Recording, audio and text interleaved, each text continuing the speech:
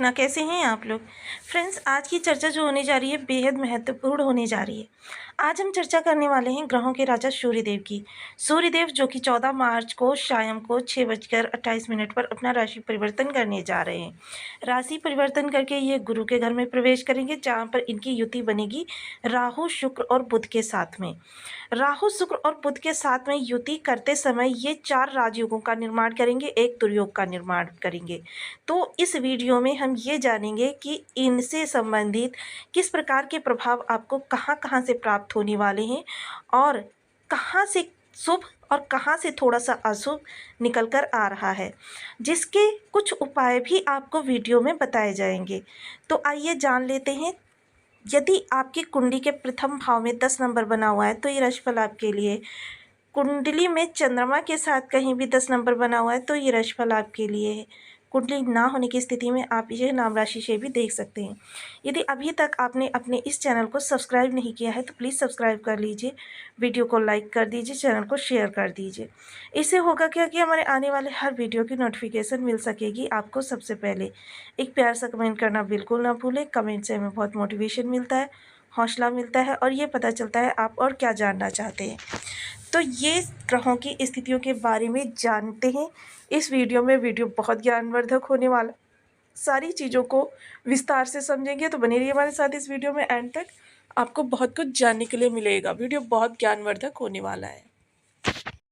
14 मार्च सूर्य ने बदला घर, गुरु के घर में प्रवेश।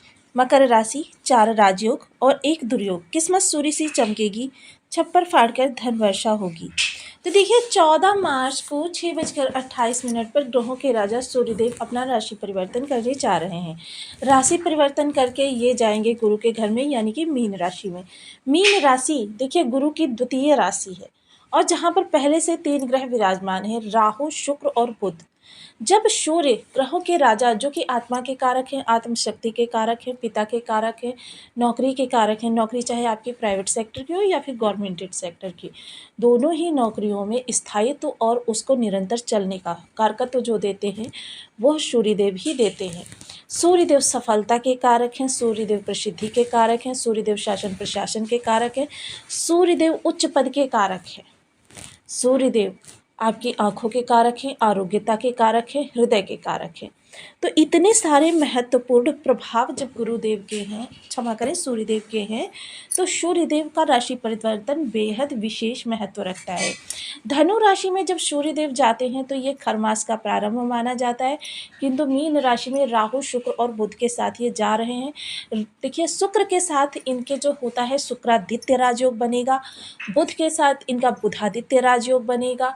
शुक्र ने वैसे भी यहाँ पर लक्ष्मी योग और लक्ष्मी नारायण राजयोग का पहले से निर्माण कर रखा है, किंतु सूर्य के जाने से राहु के साथ ग्रहण दोष भी बनेगा।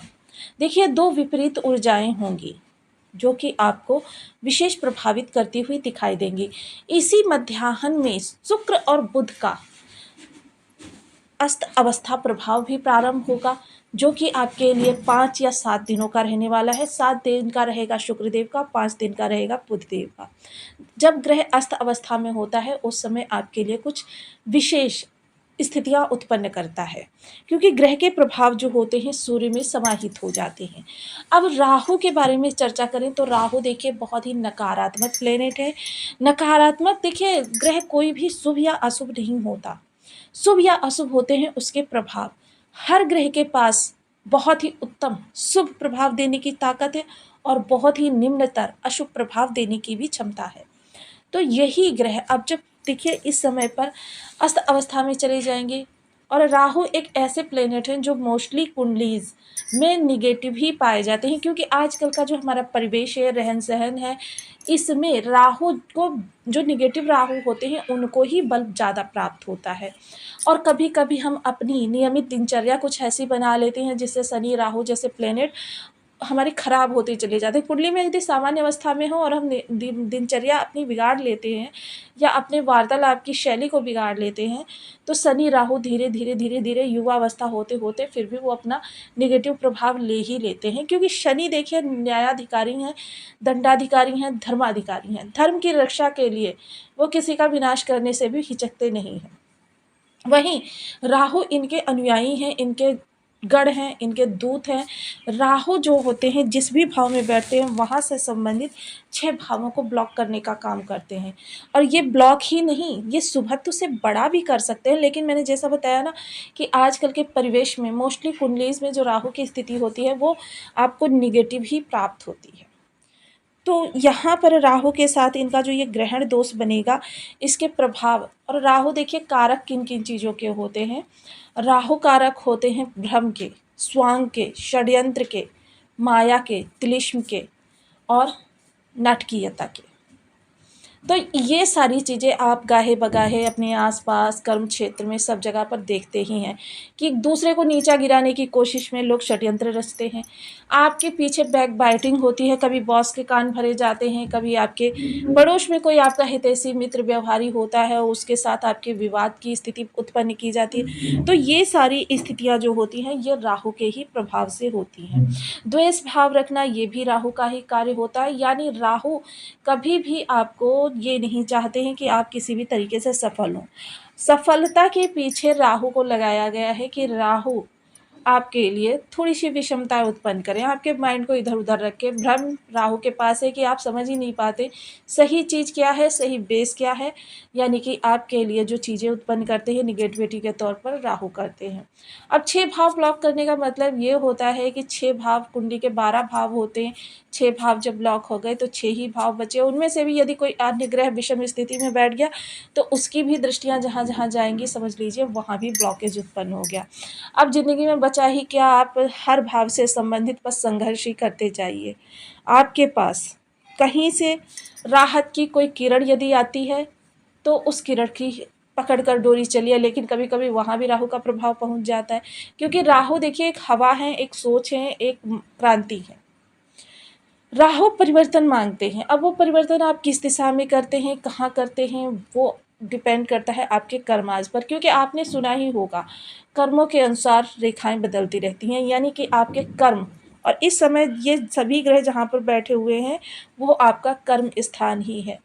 तो कर्म और भाग्य दोनों एक दूसरे के सामने हैं। कभी कभी व्यक्ति अपने पराक्रम से अपने भाग्य को भी अपने सामने झुका देता है।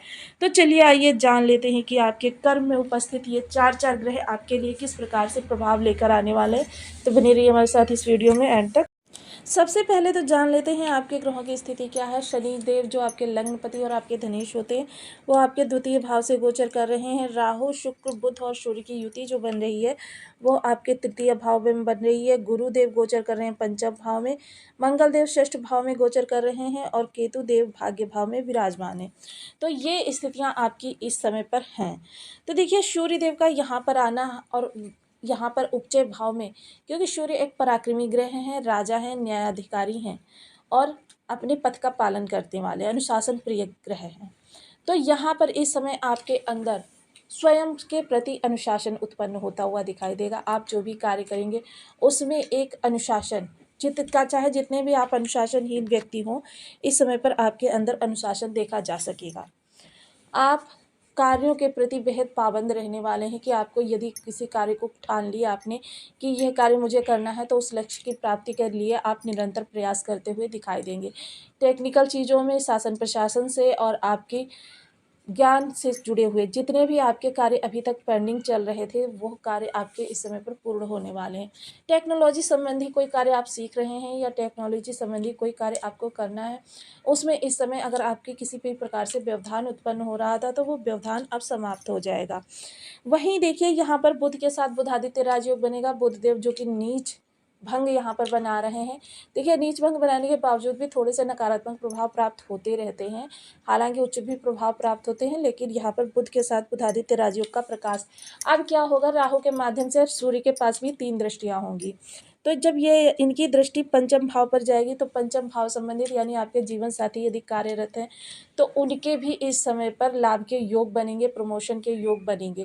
डेली इनकम संबंधी किसी भी प्रकार से आपके जहाँ पर आप काम कर रहे हैं वहाँ पर व्यवधान हो रहा था अधिकारी वर्ग की वजह से या आपके जो भी बॉस हैं वहाँ पर उनकी वजह से, तो वो अब समाप्त हो जाएगा। उनका आपको सहयोग प्राप्त होगा और बहुत से लोग ऐसे होंगे जो अपनी डेली इनकम को बढ़ाने का प्रयास कर रहे होंगे, तो उसके लिए भी आपको समाधान प्राप्त हो सकता है।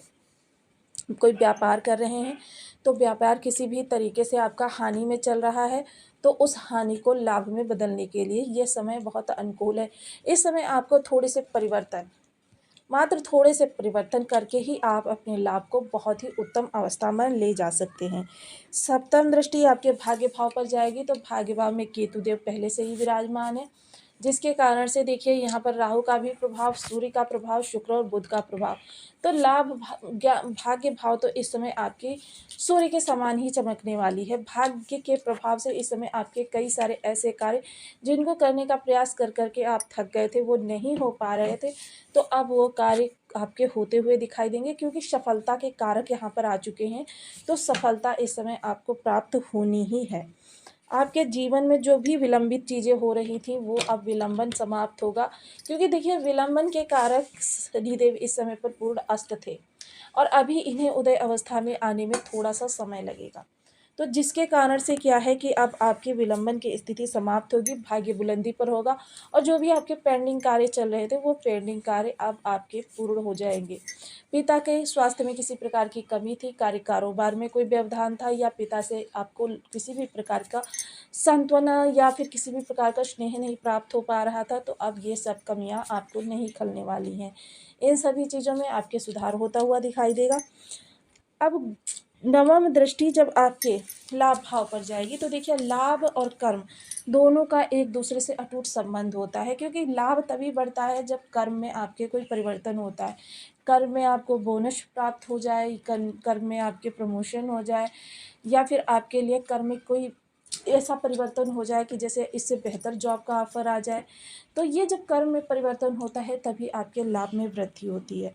समाज में किसी भी प्रकार से आपकी मान हानि हुई थी तो वो मान हानि अब सम्मान में बदलती हुई दिखाई देगी। सम्मान का समय आ गया है, क्योंकि सम्मान के कारक प्रसिद्धि, सम्मान, आकर्षण सभी ग्रह यहाँ पर मौजूद हैं, जिसके प्रभाव से और राहु के प्रभाव से इनके सभी के पास अब 3-3 दृष्टियां हैं। सम्मिलित दृष्टि इनकी हर भाव पर जाती हुई दिखाई दे रही है, जो भी राहु से संबंधित भाव हैं। युति का यही प्रभाव होता है जब कई सारे ग्रह एक स्थान पर होते हैं, तो यदि एक निगेटिव फैला भी रहा है, अब जैसे कि यहाँ राहु सूर्य की जो ये युति बन रही है, ये ग्रहण नामक दुर्योग का निर्माण कर रही है, तो इसका प्रभाव जो होगा 4/1 होगा, जिसके प्रभाव से क्या होगा कि आपके मान सम्मान, यदि 4 लोगों में सम्मान आपका होगा तो एक लोग देखिए सदैव ही निगेटिव रहते हैं कि सभी से सम्मान बहुत कम, बहुत ही रेयर लोग होते हैं उनको प्राप्त होता है। यही स्थितियां होती हैं।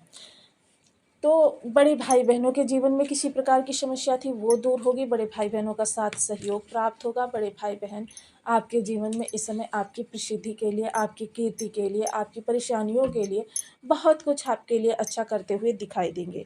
वहीं सूर्यदेव आपके अष्टम भाव के स्वामी होते हैं। आँखों का और हृदय का विशेष ध्यान रखें। होली का माहौल आने जा रहा है, तो इस दौरान आप अपनी आँखों को, हृदय को बहुत बचा कर रखें, क्योंकि थोड़ा सा ही असावधानी इस दौरान आपके लिए बड़ी समस्या का कारण बन सकती है। ऐसे में यदि सूर्य की स्थिति आपके बर्थ चार्ट में थोड़ी सी भी खराब है तो फिर आपको इनके नकारात्मक प्रभाव ही प्राप्त होने वाले हैं। तो देखिए उपाय जो होते हैं हमारे ऊपर एक कवच की तरीके से काम करते हैं, जो कि हमारी संपूर्ण नेगेटिविटी को समाप्त करने का कार्य करते हैं। तो यहाँ पर सूर्य के लिए ओम गृह्णी सूर्याय नमः इस बीज मंत्र का आप 1 माला, 2 माला, 5 माला, 7 माला, 11 माला का जब नियमित करना प्रारंभ करें। सूर्य को नित्य प्रति अर्घ्य देने की आदत डालें। अर्घ्य देने से क्या होता है, सूर्य देखिए एक प्रत्यक्ष देवता है और आपको तुरंत ही प्रभाव देना प्रारंभ करते। आक का पौधा, उसका पूजन करना भी आपके लिए बेहद शुभ हो सकता है। आक की जड़ को आप शनिवार के दिन पूर्वाभिमंत्रित करके रविवार के दिन उसको चांदी की किसी भी चीज़ से खोद लें और उसे पूर्व अभिमंत्रित करने के बाद विधिवत पूजन करके एक दिन गंगा जल में रखें और उसका विधिवत पूजन करें धूप दीप नैवेद्य के द्वारा।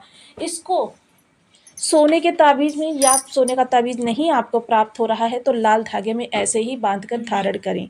आपकी सूर्य संबंधी जितनी भी नकारात्मक ऊर्जा आपको परेशान कर रही है, या आपके सूर्य अच्छे प्रभाव नहीं दे पा रहे, या फिर आपके सूर्य का जो भाव है वो एक्टिव नहीं है, तो आपके लिए सूर्यदेव बहुत ही अच्छे प्रभाव देते हुए दिखाई देंगे। इनमें से कोई भी उपाय करके आप अपने जीवन में इनके शुभ प्रभाव प्राप्त कर सकते हैं। तो आपको वीडियो कैसी लगी मुझे कमेंट बॉक्स में ज़रूर बताएं। चैनल पर न्यू हैं तो प्लीज़ वीडियो को लाइक शेयर चैनल को सब्सक्राइब करना बिल्कुल ना भूलें।